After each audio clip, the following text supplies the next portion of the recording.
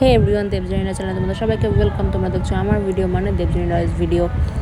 তো কৃষ্ণনগরে বারোদল মেলা শুরু হয়ে গেছে, তো অনেকদিন আগে শুরু হয়ে গেছে। আমি ভিডিওটা আপলোড করতে দেরি হয়ে গেছে আমার, যেহেতু প্রথম 3 দিন ঠাকুর থাকে।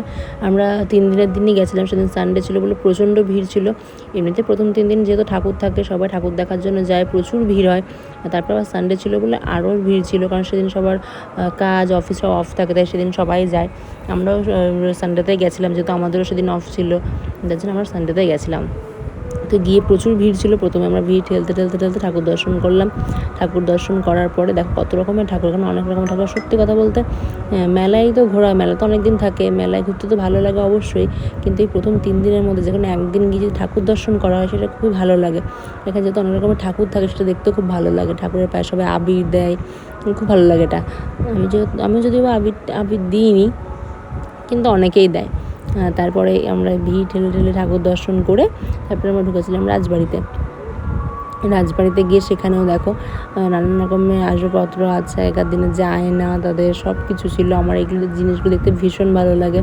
আমি আগেকার দিন যে ফটোগুলো ছিল আমি ফটোগুলোর কাছে গিয়ে ভালো করে দেখছিলাম। দেখো এই যে এই জিনিসগুলো, ফটোগুলো আমি ভালো করে দেখছিলাম। আগেকার দিনে আয়নাগুলো আমি দেখছিলাম।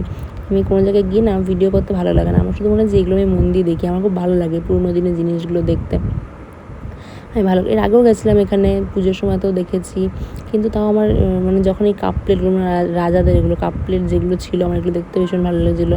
আমি এগুলো দেখছিলাম, ভাবছিলাম যে তাহলে ওরা এই জিনিসগুলো ব্যবহার করতো। আমার খুব ভালো লেগেছে এগুলো দেখতে। আমি অনেকক্ষণ ধরে দেখছিলাম। আর মেলাটা এত বড় যে এখানে গেলে কারোর না কারোর সাথে ঠিক দেখা হয়েই যাবে, কোনো আত্মীয়ই হোক পাড়ার লোকই হোক, যার না কারোর সাথে দেখা হবেই। তো আমার এখানে গিয়ে আমাদের পাড়ার একটা কাকিমার সাথে দেখা হয়ে গেছিলো। তারপর আমরা ঠাকুর দর্শন করে নিয়ে ঢুকে গেছিলাম মেলাতে।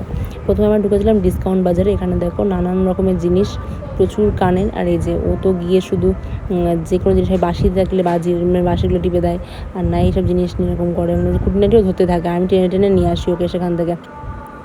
আগে আমি মেলায় গিয়ে বায়না করতাম এটা ওটা কিনবো বলে, এখন উল্টোটা হয়েছে, ও কেনার জন্য ঘুরে ঘুরে বেড়ায় আর আমি কিচ্ছু কিনি না, এখন শুধু আমি গিয়ে খাই।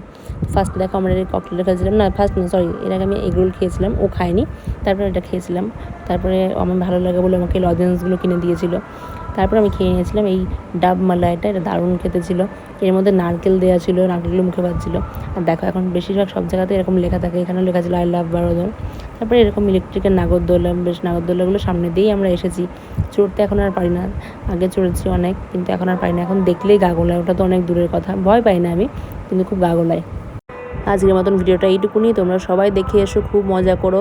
টাটা, বাই বাই, দেখা হচ্ছে নেক্সট ভিডিওতে। Thanks for watching.